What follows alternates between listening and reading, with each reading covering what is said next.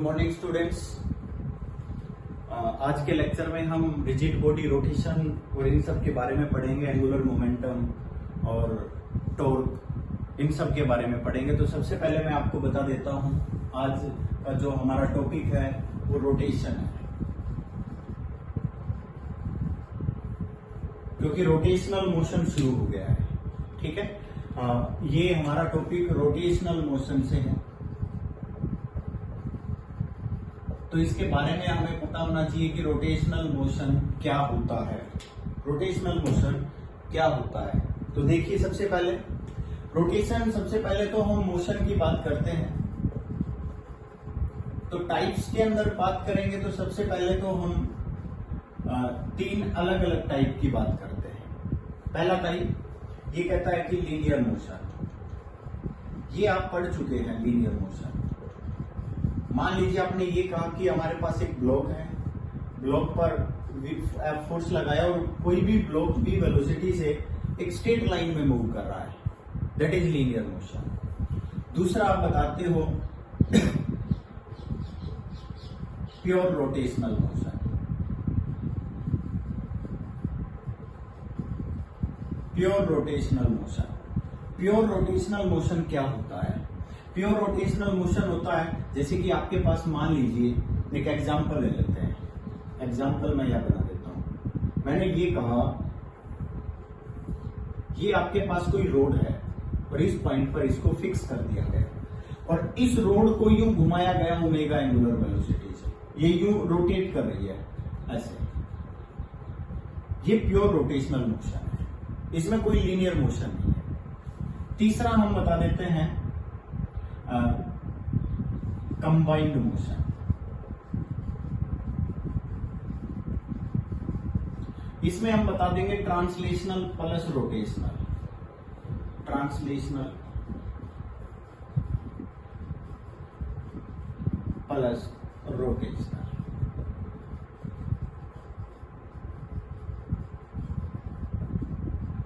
Translational motion plus rotational motion. इसकी बात मैं जो आपको बता रहा हूं, ट्रांसलेशनल जो मोशन है, यहां जो आप देखोगे तो ट्रांसलेशनल मोशन के अंदर देखिए, मान लीजिए इन दोनों का एक कंबाइंड, मैं आपको एग्जांपल बता देता हूं। एक कंबाइंड एग्जांपल ले लेते हैं, जैसे कि motion of a wheel. Motion of wheel, जैसे कि कोई भी ये पहिया है, आप क्या कहोगे भाई? हम ये कहेंगे कि इसकी लीनियर वेलोसिटी v है और एंगुलर वेलोसिटी ओमेगा, मतलब ये यूं घूमता घूमता ऐसे, ये आगे भी जा रहा है v वेलोसिटी से और यूं रोटेट करता हुआ भी जा रहा है, मतलब रोटेशनल मोशन भी है, ओमेगा वेलोसिटी एंगुलर वेलोसिटी से रोटेट कर रहा है, और ट्रांसलेशनल भी है, इसका मतलब है v वेलोसिटी से ये आगे भी जा रहा है। तो मेरे हिसाब से आपको क्लियरली समझ आया होगा कि हम रोटेशनल मोशन की बात कर रहे हैं, जिसमें लीनियर मोशन है, रोटेशनल मोशन है, प्योर रोटेशनल मोशन है और कंबाइंड मोशन है। लीनियर मोशन के अंदर हम आपको बता रहे हैं कि इसके अंदर कोई भी ऑब्जेक्ट है जो बिल्कुल स्ट्रेट v वेलोसिटी से मूव कर रहा है, जिसमें रोटेशन का कोई काम ही नहीं है, बिल्कुल सीधा। और दूसरा है pure rotational motion. Pure rotational motion के अंदर हमने क्या बताया कि ये केवल रोटेट कर रहा है, जैसे कि किसी का कोई एक्सिस फिक्स कर दिया जाए, फिक्स करने के बाद उसको यूं घुमाया जाए तो वो केवल रोटेट करेगा, डिस्प्लेस नहीं होगा बस। तीसरा है कंबाइंड, जिसमें ट्रांसलेशनल प्लस रोटेशनल, मतलब आगे भी जाता हुआ नजर आ रहा है, मतलब लीनियरली भी जाता हुआ नजर आ रहा है और घूमता हुआ भी नजर आ रहा है, दोनों के दोनों है, कंबाइंड है। पॉइंट क्लियर हो गया होगा। तो सबसे पहला पॉइंट तो हमारा यही था कि रोटेशन के अंदर हम यहां से शुरुआत कर रहे हैं। अब मैं आपको एक जो टॉपिक है, हमारा मेन टॉपिक,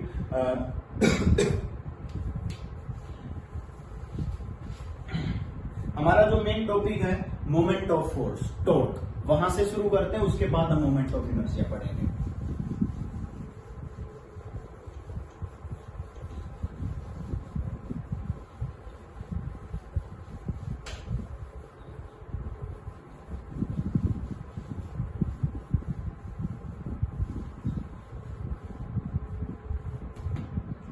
देखिए, मोमेंट ऑफ फोर्स और इसी का नाम है टॉर्क।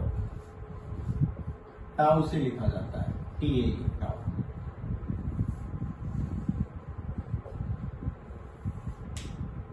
इसको बोला जाता है मोमेंट ऑफ फोर्स। क्लियर? देखिए बेटा, मोमेंट ऑफ फोर्स की बात करते हैं। मोमेंट ऑफ फोर्स क्या होता है?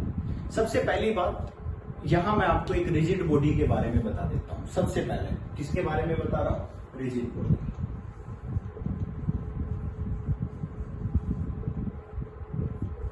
रिजिड बॉडी क्या होती है? रिजिड बॉडी का मतलब होता है कि जिसके पार्टिकल्स के बीच में गैप जो है वो हमेशा फिक्स रहे। That is gap between the particles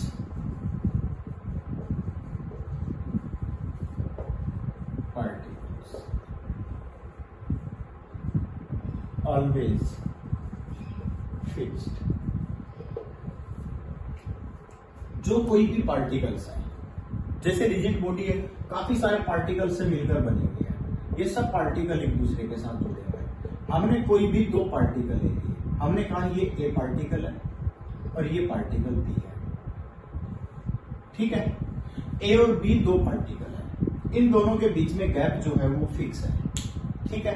अब मैं ये कहता हूं कि अगर ये रिजिड बॉडी है, अगर आपने कहा कि ये क्या है? Rigid body. रिजिड बॉडी है तो ए और बी के बीच में जो गैप है, नो चेंज। ये गैप कभी भी चेंज नहीं होगा। मीन्स आप क्या कह सकते हैं? आप ये कह सकते हैं कि B is at rest with respect to A. B always at rest with respect to A. जो बी है ना, वो ए के रेस्पेक्ट में हमेशा रेस्ट में रहेगा। क्यों? क्योंकि इनके बीच में गैप तो कभी चेंज ही नहीं होगा। रिजिड बॉडी है ये। समझ आ गया? या फिर आप ये कह सकते हो A always at rest with respect to B. But यहां पर मैं आपको एक पॉइंट बता देता हूं जो मोस्ट इंपॉर्टेंट है। मेरी बात समझ गए? वो पॉइंट क्या है? B is in circular motion with respect to A. B circular motion में जा सकता है, रोटेट कर सकता है। अगर आपने मान लीजिए इसको फिक्स कर दिया तो ये रोटेट कर सकता है ओमेगा एंगुलर वेलोसिटी से। क्लॉकवाइज और एंटी क्लॉकवाइज डजंट मैटर, ये रोटेट कर जाएगा। मतलब इनके बीच में गैप चेंज नहीं होगा। ये रोटेट कर सकता है, ऑब्जेक्ट रोटेट कर सकता है, बट उनके बीच में गैप चेंज नहीं हो सकता। जैसे कि ये देखिए ब्लैक वाला जो पोर्शन है, ये यहां पर देखेंगे आप, ये एंड पोर्शन है। इनके बीच का गैप हमेशा फिक्स रहेगा, चाहे कुछ भी हो जाए। ये रिजिड बॉडी है। अब आप इसको चाहे कितना भी इधर उधर कर लो, आप इधर करोगे ये पूरा का पूरा उधर चला जाएगा, बट इनके बीच में गैप हमेशा सेम रह जाएगा। बट ये रोटेट कर सकता है इसके रेस्पेक्ट में। ये फिक्स है, इसके रेस्पेक्ट में ये घूम रहा है, ये चल रहा है, बट इनके बीच में गैप चेंज नहीं हो रहा। That is called rigid body. उसको हम रिजिड बॉडी बोलते हैं। तो देखिए ध्यान से, रिजिड बॉडी के बाद मैं आपको मोमेंट ऑफ फोर्स के बारे में बता देता हूं। देखिए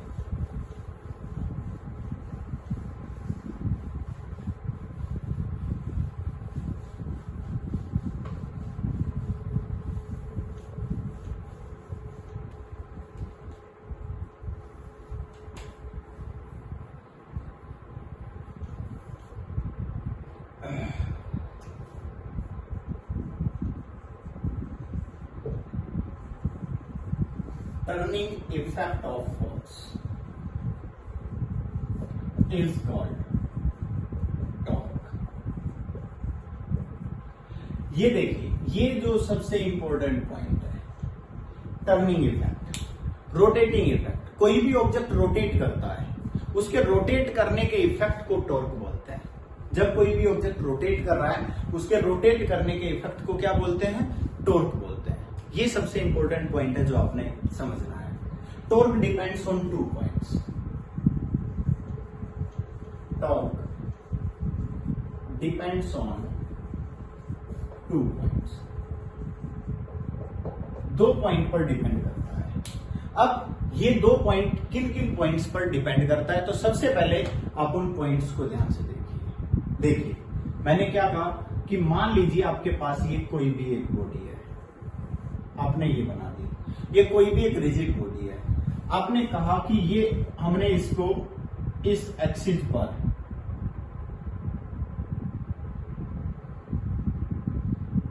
फिक्स कर दिया।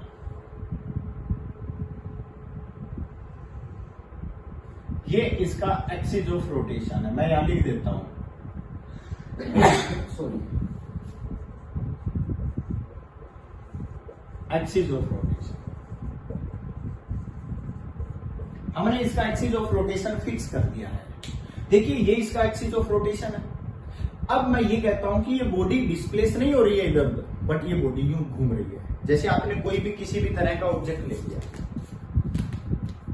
ये मान लीजिए कि कोई भी एक बॉडी है, आपने इसको इस एक्सिस पर फिक्स कर दिया जहां मैंने पेन लगाया, तो ये बॉडी इधर उधर नहीं जा सकती, ये यहीं रहेगी, बट ये ऐसे घूम सकती है। आप इसको यूं घुमा सकते हो। मेरी बात समझ गए? तो ये कोई भी एक रिजिड बॉडी है जिसकी शेप कैसी भी हो सकती है। तो ये अगर ये घूमेगी, अगर ये रोटेट करेगी, तो उसके रोटेट करने के या टर्न करने के इफेक्ट को हम टॉर्क बोलेंगे। और जो टॉर्क है जिस वजह से ये टर्न कर रही है, ये दो ही पॉइंट पर डिपेंड करता है। सबसे पहला तो मैं आपको बता देता हूं, first point, magnitude of force. सबसे पहला पॉइंट तो यही है कि मैग्नीट्यूड ऑफ फोर्स पर डिपेंड करता है। और सेकंड पॉइंट है perpendicular distance between line of action of force,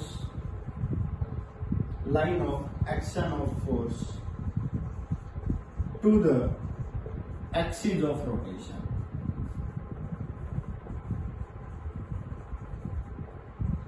अब आपके दिमाग में आ रहा होगा कि ये क्या है। आपने इसको रोटेट कराना है, आपने इसको रोटेट कराना है। कैसे रोटेट कराओगे? फोर्स तो लगाना पड़ेगा। ये कोई भी है, आपने ये जो मार्कर मैंने लगाया हुआ है, ये एक्सिस ऑफ रोटेशन है। अब आप इसको घुमाना चाहते हैं, क्या करोगे? इसको यूं तो खींच नहीं सकते, ठीक है? क्या करोगे? इसको धक्का मारोगे। मान लीजिए आपने इसको उधर फोर्स लगा दिया, यूं इस डायरेक्शन में फोर्स लगा दिया। जैसे ही आप उसको यूं डायरेक्शन में फोर्स लगाओगे तो ये इतना घूम जाएगा, बस इतना सा घूम जाएगा। पर कितना भी घूमा तो सही ना। तो किसी भी डायरेक्शन में आपने फोर्स लगाया, पहली बात तो ये है कि जिस भी डायरेक्शन में फोर्स लगाया तो वो आपने कितना फोर्स लगाया। पहला पॉइंट तो ये है, समझ आ गया होगा। पहला पॉइंट क्या है कि आपने जिस भी डायरेक्शन में फोर्स लगाया तो वो कितना फोर्स लगाया। पहला तो जैसे कि मान लीजिए आपने कहा कि मैं यहां ये एक पी पॉइंट ले लेते हैं, ठीक है? हमने यहां एक पी पॉइंट ले लिया और इस पी पॉइंट पर यहां फोर्स लगा दिया। समझ आ गया? तो ये क्या लिखा है यहां पर? Distance between line of action of force, मतलब वो लाइन लेनी है, ये एक्शन ऑफ फोर्स है, एक्शन ऑफ फोर्स। आपने ये लाइन लेनी है जिस डायरेक्शन में जिस एक्शन पर फोर्स लगा हुआ है, ये इस लाइन में फोर्स लगाया गया है, आपने ये डायरेक्शन लेनी है। दूसरा ये कहता है कि ये क्या लेनी है? Perpendicular distance between line of action of force to the axis of rotation. यहां ये है हमारी एक्सिस ऑफ रोटेशन। जैसे कि हमारी एक्सिस ऑफ रोटेशन यूं थी, फोर्स इधर लगा हुआ था, इस डायरेक्शन में हमने फोर्स लगा, इनके बीच की परपेंडिकुलर डिस्टेंस। तो हम क्या करेंगे? इसको पीछे बढ़ाएंगे और यहां से इस लाइन पर परपेंडिकुलर ड्रॉ किया जाएगा।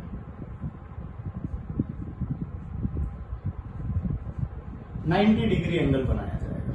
और जो ये वाली डिस्टेंस है, इस डिस्टेंस को मैं ये नॉर्मल ड्रॉ कर दिया, ये O पॉइंट ले लेते हैं, ये R ले लेते हैं, पोजीशन वेक्टर R। मैंने कह दिया कि जिस पॉइंट पर फोर्स लगाया था वो पोजीशन वेक्टर R बना रहा था एक्सिस ऑफ रोटेशन के पॉइंट से।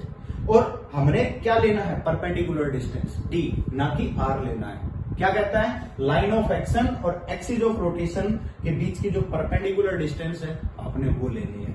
इसका मतलब ये इन दो पॉइंट पर डिपेंड करता है, एक तो F पर डिपेंड करेगा और एक D पर डिपेंड करेगा। समझ आ गया होगा सभी? केवल इन्हीं दो ही पॉइंट पर डिपेंड करता है और किसी नए पॉइंट पर डिपेंड नहीं करता। ये आप ये भी कह सकते हो P क्या है आपके पास, point of application of force, मतलब ये वो पॉइंट है जहां पर फोर्स लगाया गया है, point of application of force कहोगे आप इसको, समझ आ गया। ये क्या है आपके पास, line of action of force, line of action of force. ये क्या है आपके पास, एक्सिस ऑफ रोटेशन, जिस एक्सिस पर ये ओमेगा एंगुलर वेलोसिटी से घूम रहा है, इन दो पॉइंट पर डिपेंड करता है। अब मैं इसकी डेफिनेशन लिख देता हूं यहां पर। डेफिनेशन में तो ज्यादातर बच्चे ये भी लिख देते हैं, ये भी बिल्कुल सही है डेफिनेशन, पर मैं आपको ये बता देता हूं कि डेफिनेशन क्या होती है। Torque is defined as the product of, torque is defined as the product of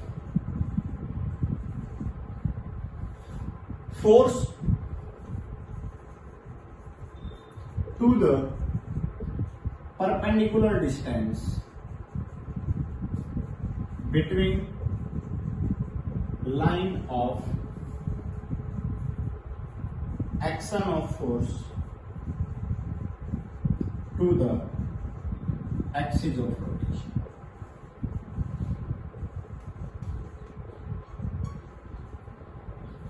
मैंने ये लिखा है, मीन्स अगर आप टॉर्क का फॉर्मूला लिखना चाहेंगे, tau is equal to F multiply by T, ये कहता है कि फोर्स और डी इन दोनों की मल्टीप्लीकेशन जो है वही टॉर्क है। और डी क्या है, डी आपके पास परपेंडिकुलर डिस्टेंस है। किसके बीच की परपेंडिकुलर डिस्टेंस है, एक्सिस ऑफ रोटेशन और line of action of force के बीच की परपेंडिकुलर डिस्टेंस है। ये क्या है आपके पास, इन दोनों का प्रोडक्ट जो है वही टॉर्क है। तो एक बार स्नैप ले लीजिए, समझ गए होंगे। चलो आगे बढ़ते हैं।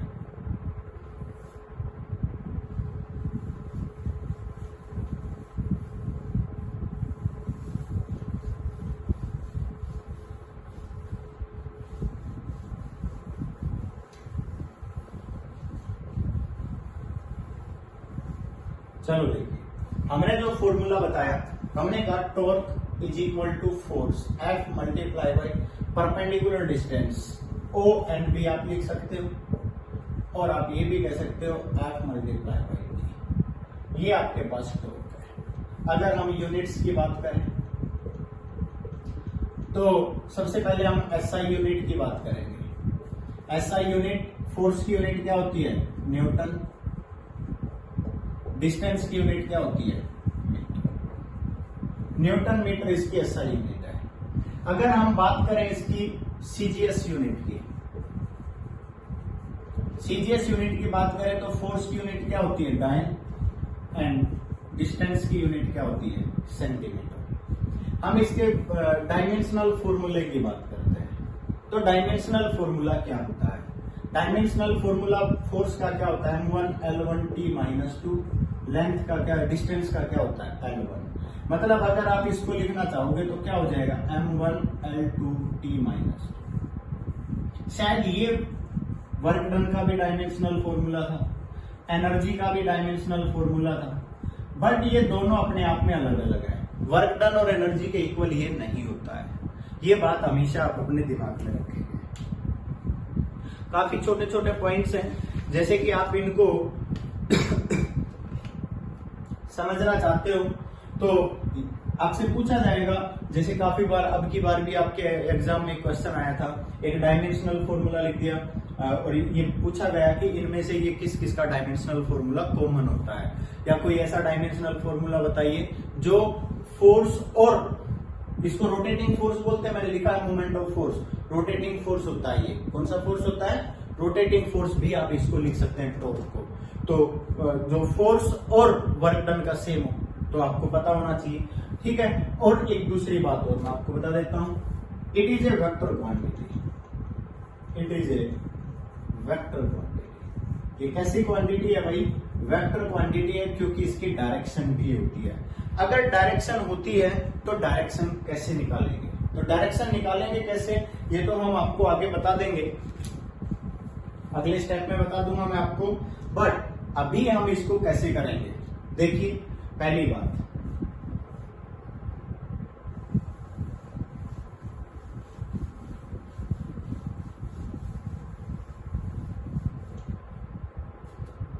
जैसे कि मान लीजिए मैं ये कह देता हूं कि टॉर्क वेक्टर क्वांटिटी है भाई, टॉर्क वेक्टर क्वांटिटी है, ठीक है, इट इज पॉजिटिव और नेगेटिव, इट इज पॉजिटिव और नेगेटिव, और ये पॉजिटिव भी होता है और नेगेटिव भी होता है, दोनों ही होता है, पॉजिटिव भी होता है और नेगेटिव भी होता है। तो ये कैसे होता है, तो देखिए सबसे पहली बात, अगर पॉजिटिव और नेगेटिव की बात करें तो यहां पर एक वर्ड आता है sign convention, used in torque, क्योंकि हमें पता होना चाहिए, जैसे कि जब भी हम फोर्स की बात करते थे तो हम पहले एक डायरेक्शन बता देते थे लीनियर फोर्स में कि राइट साइड लग रहा है तो पॉजिटिव, लेफ्ट लग रहा है तो नेगेटिव, वेट की बात की थी तो डाउनवर्ड लग रहा है तो नेगेटिव, अपवर्ड लग रहा है तो पॉजिटिव, इस तरह से हमने काफी सारे पॉइंट्स पढ़े भी थे, ठीक है। तो क्योंकि अब यहां टॉर्क की बात कर रहे हैं, टॉर्क कौन सा फोर्स है, मैंने आपसे पहले बताया था ये रोटेटिंग फोर्स है, इसको रोटेटिंग फोर्स भी बोलते हैं, ठीक है, ये हमने आपसे बताया हुआ है। अब रोटेट करने वाले पॉइंट जब हम पढ़ेंगे, ठीक है, जैसे मान लीजिए ये कोई भी रिजिड बॉडी है, ये एक्सिस ऑफ रोटेशन है,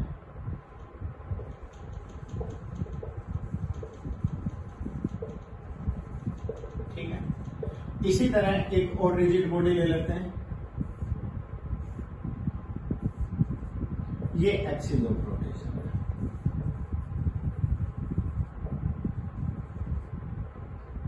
ओमेगा से ये घूम रहा है।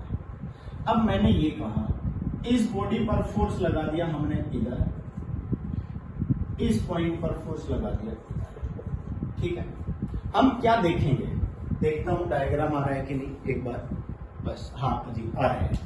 मैंने ये कहा कि इन दोनों पर अलग अलग डायरेक्शन में फोर्स लगाया गया है, हम देखेंगे, हम इसको पीछे बढ़ाएंगे, यहां परपेंडिकुलर डालेंगे, ये परपेंडिकुलर डिस्टेंस डी लेंगे, इसको पीछे बढ़ाने की जरूरत ही नहीं है, यहां सीधा परपेंडिकुलर डलेगा डी, ये डिस्टेंस हमारे पास आर है, ये पी पॉइंट है, ये डिस्टेंस हमारे पास आर है और ये पी पॉइंट है, ठीक है। अब देखिए अगर हम इसको देखते हैं तो ये कौन सा रोटेशन है, मेरे हिसाब से देखा जाए तो एंटी क्लॉकवाइज है, और ये कौन सा रोटेशन है, ये ऐसे घूमेगा, तो ये कौन सा रोटेशन है, क्लॉकवाइज रोटेशन, समझ आ गया होगा।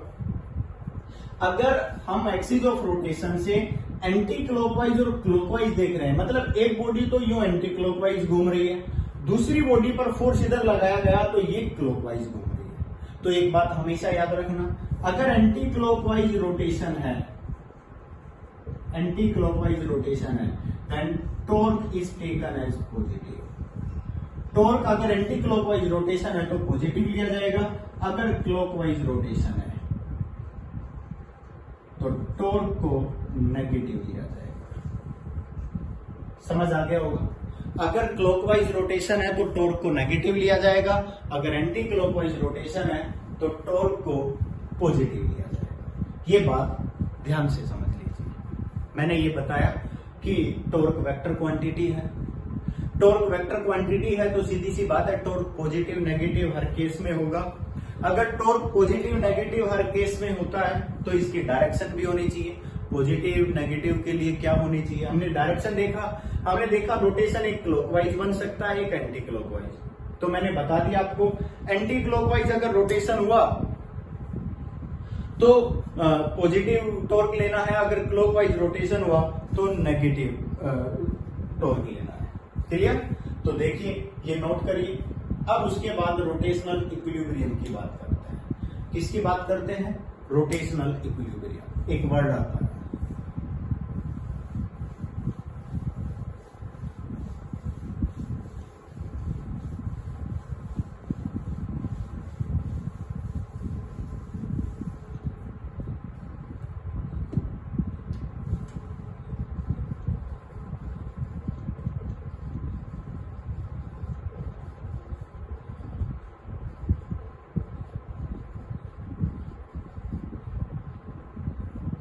Rotational equilibrium. इक्विलिब्रियम वर्ड तो आप पहले भी पढ़ चुके हैं। Means net force acting on an object is zero. यहां क्या पढ़ रहे हैं, यहां रोटेटिंग फोर्स पढ़ रहे हैं। Means net torque acting on an object is zero, जो मैं पहले भी पढ़ा चुका हूं। रोटेशनल इक्विलिब्रियम का मतलब होता है net torque acting on an object is zero. ये रोटेशनल इक्विलिब्रियम का मतलब होता है। और दूसरी भाषा में भी आप लिख सकते हो clockwise rotation of a body about an axis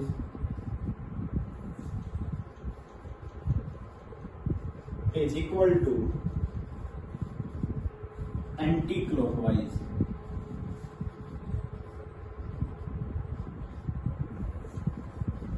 rotation of a body। मतलब क्लॉकवाइज रोटेशन और anti clockwise rotation, clockwise rotation और एंटी क्लॉकवाइज रोटेशन दोनों के दोनों क्या होने चाहिए, इक्वल। फॉर एग्जाम्पल समझ आ जाएगा। जैसे कि आपने कहा कि ये आपके पास एक रोड है, यहां इसको एक पॉइंट पर यूं लगा दिया गया, जैसे कि यहां एक पॉइंट लिया और ऐसे इसको यूं होल्ड कर दिया गया, ठीक है। अब मैं ये कहना चाहता हूं कि यहां एक रिंग डाली और उस पर एक मास M1 लटका दिया। जैसे ही M1 मास लटकाया जाएगा तो मैंने ये कहा कि जो एक्सिस ऑफ रोटेशन है, क्योंकि ये फिक्स हो गया, मतलब ये तो यूं घूमनी चाहिए ना भाई, तो ये पॉइंट क्या हो गया, एक्सिस ऑफ रोटेशन। ये क्या हो गया आपके पास, एक्सिस ऑफ रोटेशन। क्लियर है? ये एक्सिस ऑफ रोटेशन हो गया, तो इसकी वजह से ये कैसे घूमेगी, यूं, और ये कौन सी डायरेक्शन है, क्लॉकवाइज।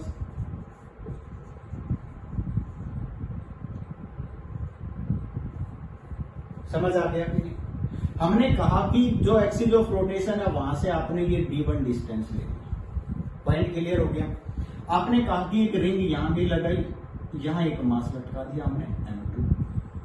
ये जो गैप है ये d2 है, दोनों गैप अलग अलग है। अब यहां वेट लटकाया, इसकी वजह से क्या होगा, ये कैसे घूमनी चाहिए, एंटी क्लॉकवाइज। हमने इसको क्या कह दिया, ये एंटी क्लॉकवाइज, क्योंकि इसका वेट क्या इसका वेट तो लग रहा है W1, ये M1 मास, ये सॉरी M2, और ये क्या था M1। अब इसका वेट कहां लग रहा है, W1 नीचे की तरफ, इसका वेट कहां लग रहा है, W2 यहां नीचे की तरफ। ये वेट इसको इधर झुकाएगा, ये वेट इसको इधर झुकाएगा, मतलब ये वाला वेट तो इसको क्लॉकवाइज रोटेट कराने की कोशिश करेगा, ये इसको एंटी क्लॉकवाइज रोटेट कराने की कोशिश करेगा। अगर क्लॉकवाइज एंटी क्लॉकवाइज दोनों बैलेंस हो जाएं, अगर क्लॉकवाइज एंटी क्लॉकवाइज दोनों बैलेंस हो जाएं, तो इक्विलिब्रियम में ये यहां की रह जाएगा। अगर ये बैलेंस नहीं हुआ तो इक्विलिब्रियम में नहीं माना जाएगा, ये एक तरफ झुक जाएगा। हियर τ1 इज इक्वल टू τ2, ये तो हमने इस वाले पॉइंट का मतलब बताया है। τ1 is equal to τ2, clockwise anti clockwise दोनों इक्वल आ जाने चाहिए। τ1 क्या हो जाएगा, W1 multiply by D1 is equal to W2 multiply by D2। ये कंडीशन आ गई, ये तो पहला पॉइंट आ गया। और दूसरा मान लीजिए आप नेट टॉर्क की बात इसके अकॉर्डिंग कर रहे थे, नेट टॉर्क 0, तो नेट टॉर्क के लिए आप क्या कहोगे, τ1 प्लस τ2 इज इक्वल टू 0, आप ये कहोगे, इक्विलिब्रियम है। इसका मतलब है कि यहां से ये कहां घूम रहा है, anti clockwise, anti clockwise positive लेना है, W2 मल्टीप्लाई बाई D2, ये कैसे घूम रहा है, क्लॉकवाइज, नेगेटिव लेना है, W1 multiply by D1 is equal to 0। मेरे हिसाब से दोनों कंडीशन सेम ही तो ये हमने आपसे इक्विलिब्रियम के बारे में बताया। ये आपके पास क्या होता है, इक्विलिब्रियम होता है। पॉइंट क्लियर हो गया होगा, तो एक बार इसको नोट कर लीजिए इक्विलिब्रियम कंडीशन को।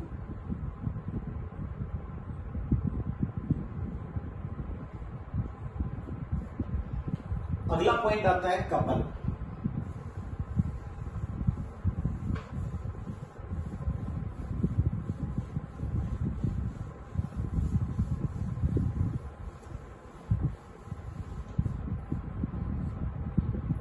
इसी में ही एक पॉइंट आता है कपल।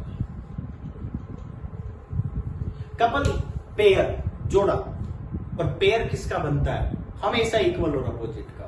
पेयर हमेशा किसका बनता है? इक्वल और अपोजिट का। हमें कोई भी पेयर बनाना है तो ऐसा नहीं कर सकते कि एक बहुत ज्यादा बड़ा ले लिया, एक बहुत छोटा ले लिया कि भाई पेयर बन गया। ऐसा नहीं होता है। हमेशा दोनों इक्वल लिए जाते हैं और उनका जोड़ा बनाया जाता है, उनका पेयर बनाया जाता है। तो हमेशा ये याद रखना, when two equal and opposite forces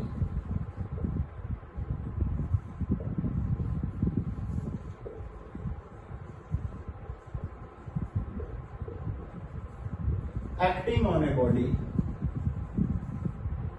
जब दो इक्वल और opposite force acting on a body with सम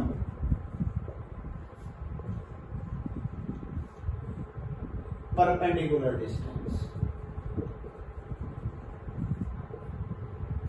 समझ आ गया? किसी बॉडी पर कुछ परपेंडिकुलर डिस्टेंस से एक्ट करते हैं along any axis, along any point, समझ आ गया? called couple which rotate the body।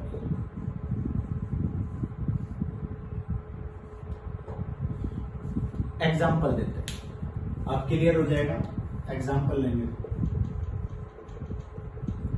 ये आपके पास कोई भी एक बॉडी है, आपने कहा ये एक्सिस ऑफ रोटेशन है,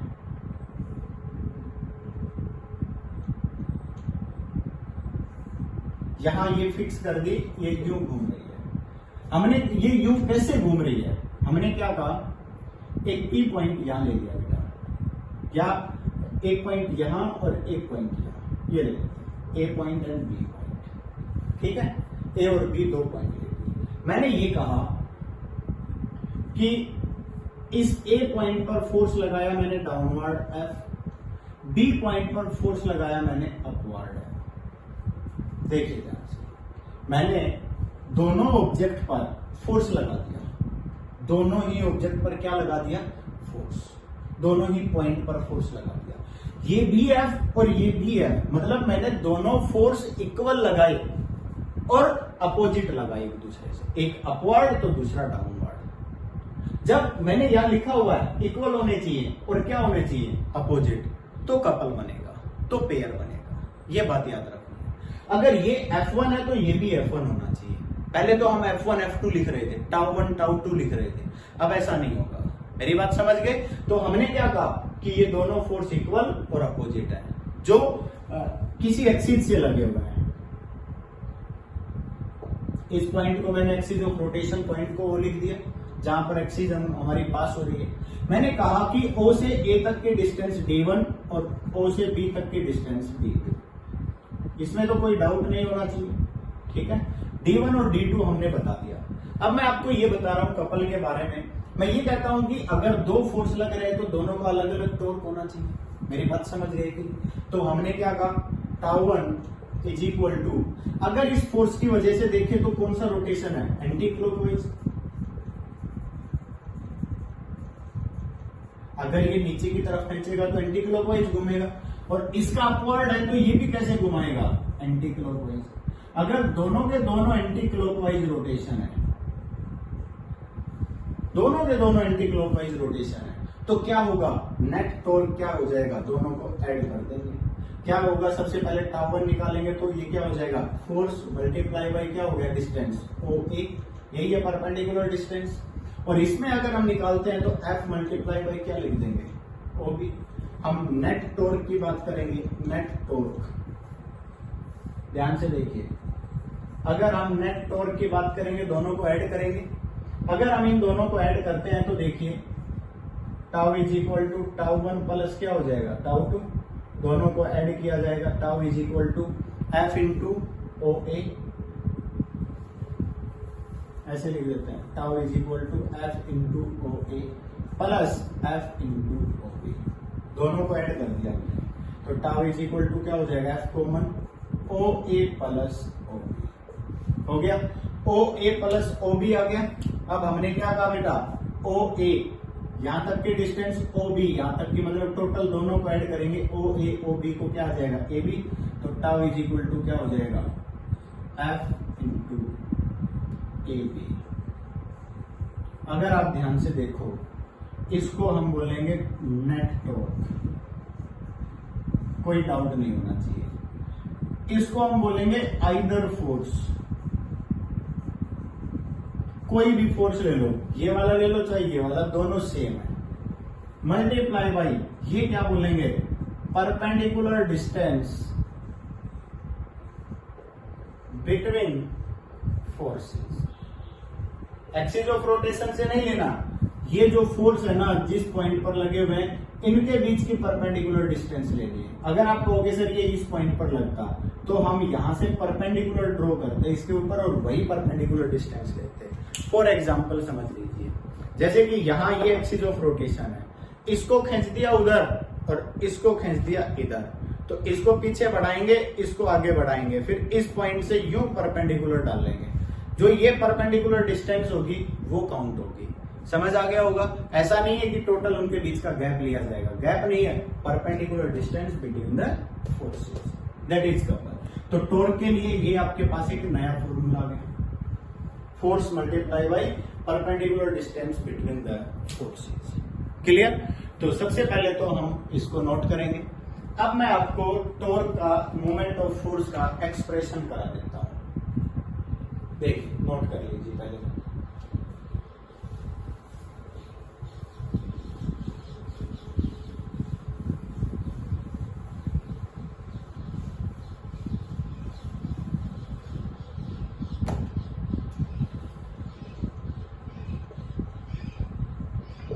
expression of torque.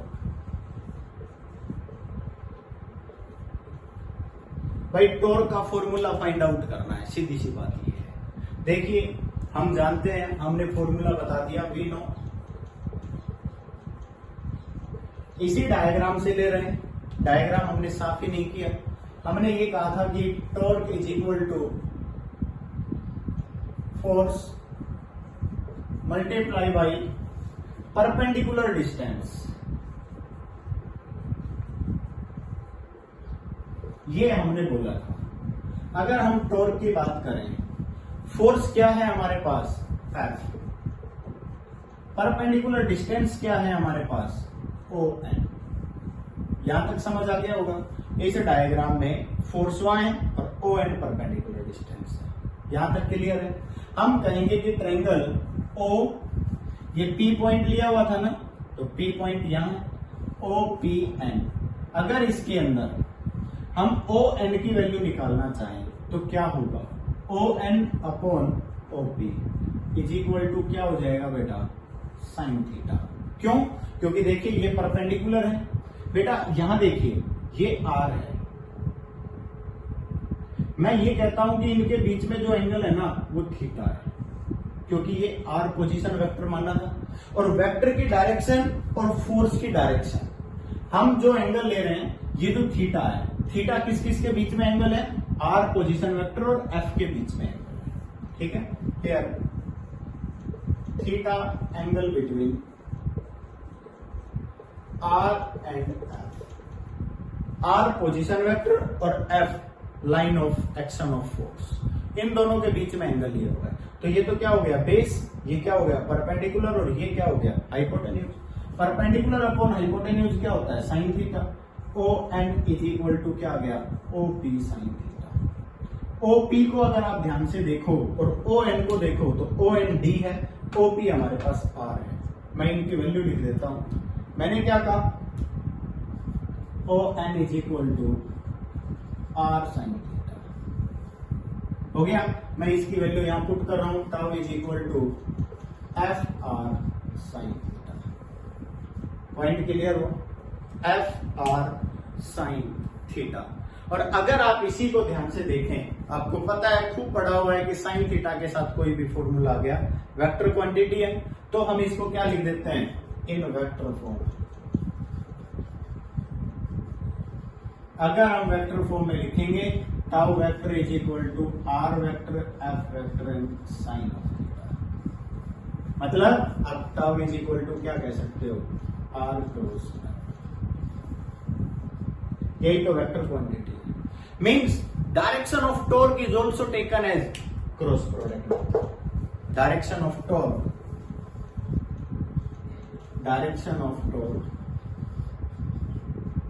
is also taken as cross product method.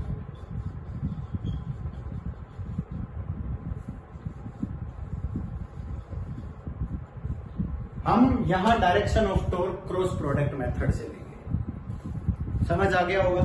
यहां cross product method R cross F है, आर की डायरेक्शन इधर है, क्रॉस प्रोडक्ट करेंगे तो राइट हैंड थंब रूल है, क्रॉस प्रोडक्ट मेथड क्या है, दैट इज राइट